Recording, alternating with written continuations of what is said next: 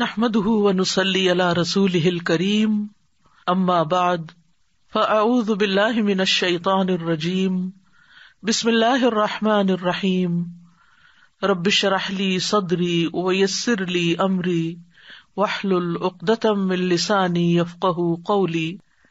ابو ہریرہ کہتے ہیں کہ رسول اللہ صلی اللہ علیہ وسلم نے فرمایا، جب اللہ مخلوق کو پیدا کر چکا تو اس نے اپنی کتاب لوح محفوظ میں لکھا جو اس کے پاس عرش پر موجود ہے کہ میری رحمت میرے غضب پر غالب ہے، اور اس کی رحمت بہت وسیع ہے۔ قرآن مجید میں آتا ہے وَرَحْمَتِي وَسِعَتْ كُلَّ شَيْءٍ، میری رحمت نے ہر چیز کو گھیر رکھا ہے۔ کوئی اس کو مانتا ہے یا نہیں مانتا، اس کی عبادت کرتا ہے یا نہیں کرتا، جتنے بھی ہم دنیا میں لوگ چل پھر رہے ہیں، سخت نافرمانیاں کرتے ہیں، لیکن اس کے باوجود وہ ہمیں جینے کی مہلت دیتا ہے، رزق دیتا ہے، ہمارے کام سنوارتا ہے، ہمیں مشکلات سے بچاتا ہے۔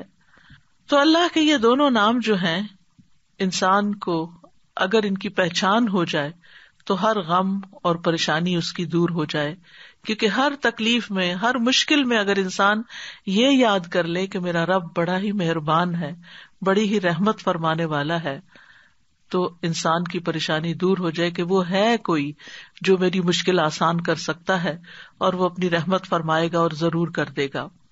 تو ہمیں ہر کام سے پہلے بسم اللہ پڑھنی چاہیے، کیونکہ اللہ سبحانہ تعالیٰ کا نام لینے والا کامیاب ہوتا ہے، جیسے کہ قرآن مجید میں آتا ہے قد افلح من تزکا وذکر اسم ربہ فصلی، بے شک کامیاب ہو گیا جو پاک ہوا اور اس نے اپنے رب کا نام یاد کیا۔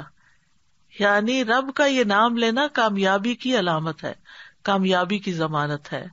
اور پھر نماز پڑھی، اور صبح و شام خاص طور پر اللہ کا نام لینا چاہیے۔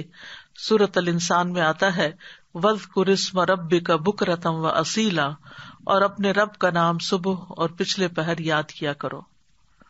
تو بہرحال اللہ کا نام لینا برکت کا سبب ہے۔ ایک شخص نے نبی صلی اللہ علیہ وسلم سے کہا، ہم کھانا تو کھاتے ہیں لیکن ہم سیر نہیں ہوتے، ہمارا پیٹ نہیں بھرتا۔ آپ نے فرمایا شاید تم الگ الگ کھاتے ہو، اپنے کھانے پہ جمع ہو جایا کرو اور کھانے کے وقت اللہ کا نام لیا کرو، وہ تمہارے لیے اس کھانے میں برکت ڈال دے گا۔ یعنی یہ مطلب یہ ہے کہ اگر تھوڑا بھی ہوگا تو تمہارا پیٹ بھر جائے گا اور تمہاری بھوک مٹ جائے گی۔ اسی طرح اللہ کا نام لینے سے انسان کو ہر طرح کی حفاظت بھی ملتی ہے۔ جابر بن عبداللہ سے مروی ہے کہ رسول اللہ صلی اللہ علیہ وسلم نے فرمایا، جب رات کا آغاز ہو یا جب شام ہو جائے تو اپنے بچوں کو روک لو، گھر سے باہر نہ نکلنے دو، کیونکہ اس وقت شیاطین پھیل جاتے ہیں۔ پھر جب رات کی ایک گھڑی گزر جائے تو انہیں چھوڑ دو اور دروازے بند کر لو۔ اس وقت اللہ کا نام لو، کیونکہ شیطان بند دروازے نہیں کھول سکتا۔ اللہ کا نام لے کر اپنے مشکیزوں کا منہ باندھو، اللہ کا نام لے کر اپنے برتنوں کو ڈھک دو، خواہ کسی چیز کو چوڑائی میں رکھ کر ہی اس کو ڈھکو، اور اپنے چراغ سونے سے پہلے بجھا دیا کرو۔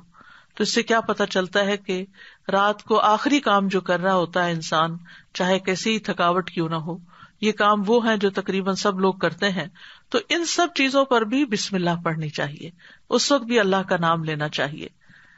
پھر اسی طرح اللہ کا نام لینے سے انسان اچانک پہنچنے والی مصیبت سے بھی محفوظ رہتا ہے۔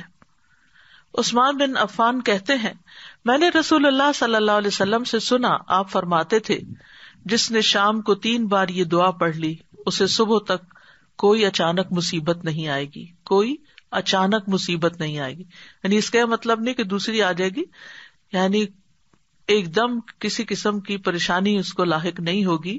اور وہ دعا ہے بسم اللہ الذی لا یضر مع اسمہ شیء فی الارض ولا فی السماء وہو السمیع العلیم، اللہ کے نام سے، وہ ذات کہ اس کے نام سے کوئی چیز زمین میں ہو یا آسمان میں نقصان نہیں دے سکتی، اور وہ خوب سنتا ہے اور خوب جانتا ہے۔ اور جس نے صبح کے وقت یہ دعا پڑھ لی اسے شام تک کوئی اچانک مصیبت نہیں آئے گی، اور جب شام کو کوئی پڑھ لے تو صبح تک اس کو پریشانی نہیں ہوگی۔